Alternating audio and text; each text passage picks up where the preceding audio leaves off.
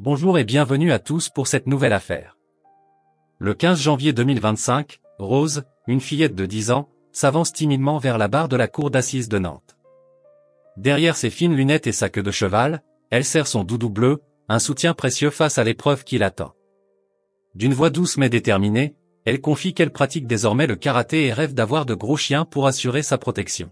« Te souviens-tu de l'hôpital ?» lui demande la présidente Laborde avec bienveillance. « Oui. J'y suis resté environ 3 mois. C'était très douloureux. Peux-tu nous dire comment ces brûlures sont arrivées ?» Un silence s'installe. Rose hésite, puis déclare qu'elle préfère ne pas répondre. Mais dans la salle, nul n'ignore les sévices qu'elle a endurés. À quelques mètres d'elle, dans le box des accusés, se trouve la principale responsable de son calvaire. Tiffany B., 31 ans, est jugée pour acte de torture et de barbarie sur sa belle-fille. Lorsque les faits ont eu lieu, Rose n'avait que 6 ans. Son père, Steve D., est également sur le banc des accusés pour non-assistance à personne en danger et privation de soins. L'histoire débute en 2019 de manière anodine. Tiffany B., mère d'une petite fille, entame une relation avec Steve D., lui-même père de 2 enfants. Ils emménagent ensemble dans une maison à Missillac, près de Saint-Nazaire. Steve, très accaparé par son travail, est souvent absent, tandis que Tiffany, ancienne serveuse, perçoit le RSA. En mars 2020, en plein confinement, la situation se tend, les 2 filles de Steve, âgées de 10 et 5 ans, sont retirées à leur mère et placées chez leur père. La plus jeune, Rose, vit difficilement ce changement brutal. Triste et perturbée, elle devient, aux yeux de Tiffany, un élément perturbateur au sein du couple. Excédée, cette dernière décide de la punir. Les brimades commencent par des humiliations. Quand toute la famille se régale d'un repas au fast-food, Rose n'a droit qu'à un bol de soupe, seule dans sa chambre.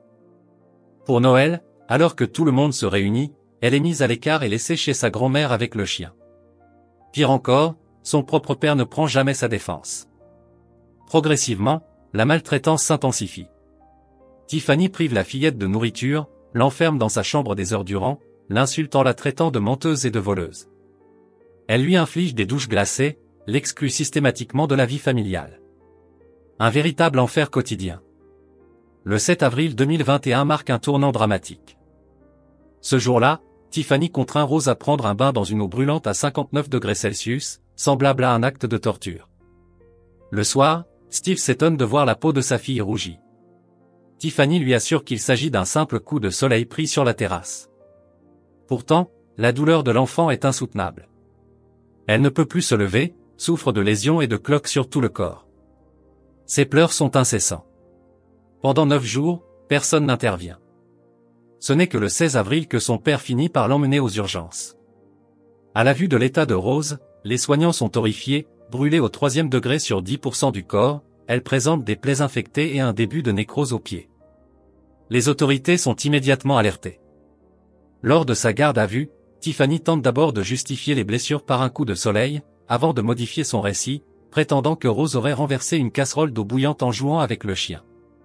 Elle maintient ses mensonges pendant des mois, avant de finalement admettre la vérité, promettant de tout révéler lors de son procès. « Je dois la vérité aux filles », annonce-t-elle d'une voix tremblante. Pour qu'elles puissent avancer dans leur vie. Elle raconte alors que tout aurait commencé par une dispute entre Rose et sa sœur. Comme toujours, Tiffany prend parti contre sa belle-fille. « Ce jour-là, j'étais fatiguée, énervée, reconnaît-elle.